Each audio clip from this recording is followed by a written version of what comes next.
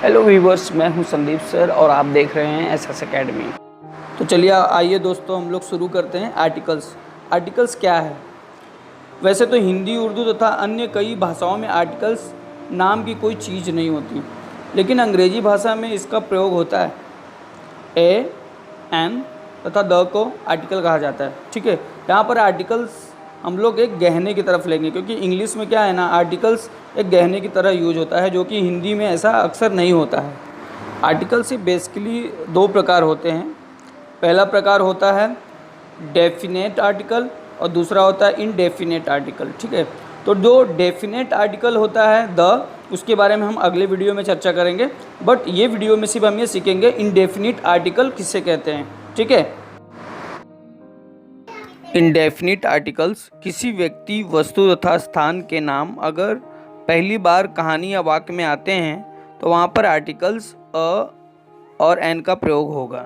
ठीक है, definite article जहाँ पर दोबारा वही व्यक्ति, वस्तु तथा स्थान का नाम कहानी या वाक्य में बार बार आए, वहाँ पर दी का प्रयोग होगा।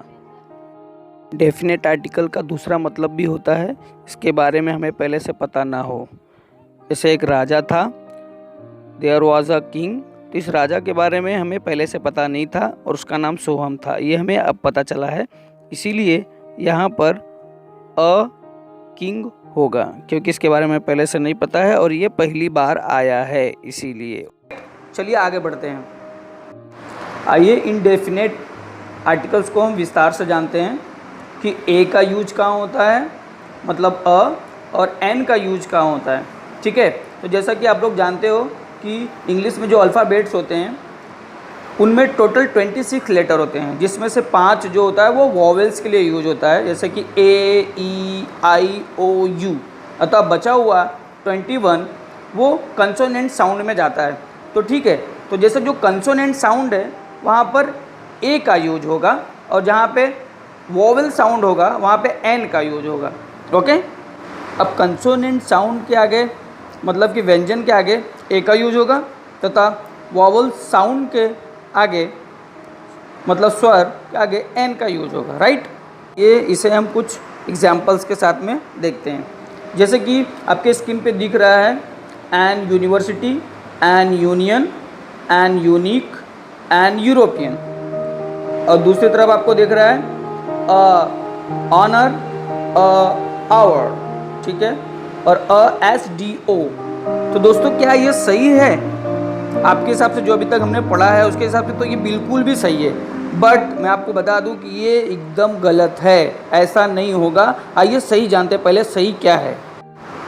तो आइए हम ये जानते हैं कि ये जो अभी मैंने बताया वो सही है या गलत है। इसके लिए हमें अपने पास्ट में जाना होगा, बचपन में, जहाँ पर हम आ ई सीखते थे, क ख ग घ सीखते थे। राइट, मतलब हिंदी वर्णमाला। ओके,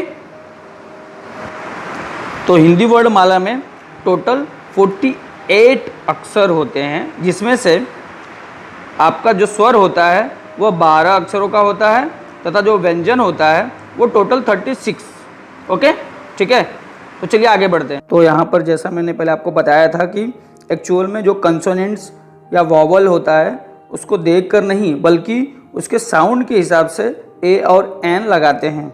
इंटरनेशनल लेवल पर अ और एन का यूज करने के लिए हमें हिंदी वर्णमाला की सहायता लेनी पड़ेगी। ठीक है, क्योंकि हिंदी वर्णमाला के सहायता से ही हमें यह ज्ञात होगा कि आगे जो वर्ड हमने पहले गलत किए थे वो अब सही कैसे होंगे या उनको किस तरह से किया जाएगा। ठीक है, देखते हैं।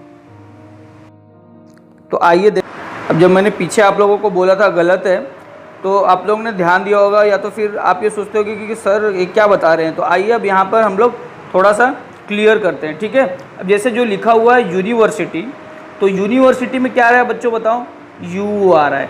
राइट, तो यू मतलब य, अगर आप लिख के देखोगे तो आपको मालूम पड़ेगा कि य आ रहा है, यूनिवर्सिटी ऐसे लिखते हैं। राइट, अब उसी तरह से यूनियन, यूनियन में क्या आ रहा है, य, बराबर। अब उसी तरह से यूनिक, यूनिक में क्या आ रहा है, ये आ रहा है।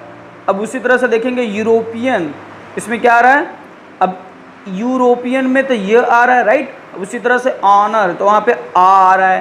उसी तरह से आवर, तो वहाँ पे आ रहा है। अब उसी तरह से अगर हम लोग SDO देखें तो अगर हम लिख के देखेंगे तो SASDO, राइट।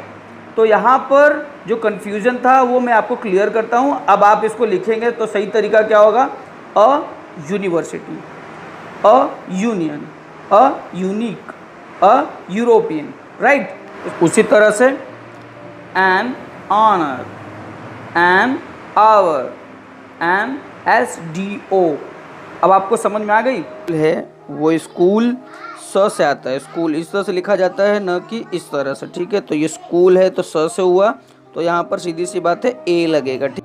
अब स्टेशन में ई नहीं है, स है स्टेशन, तो यहाँ पे ए लगेगा, ठीक है। लिखा हुआ है MA, तो आपको पता है यहाँ पर MA आ रहा है, AM, ठीक है। तो यहाँ पे होगा MA, मास्टर ऑफ आर्ट्स, ठीक है। उसी तरह से यहाँ पे एन एग, ठीक है। तो एग में क्या आ रहा है? ए आ रहा है, ठीक है। तो वहाँ पे एग होगा। आइए कुछ एग्जाम्पल और देखते हैं। नाउन के पहले ही आर्टिकल्स का प्रयोग होता है, अर्थात यदि वाक्य में नाउन न हो तो आर्टिकल्स का प्रयोग नहीं होता है। वाक्य में यदि काउंटेबल नाउन न हो तो आर्टिकल्स का प्रयोग नहीं होगा, ठीक है। अगर काउंटेबल नाउन नहीं है तो आर्टिकल्स का प्रयोग नहीं होगा। आइए कुछ उदाहरण देखते हैं हम।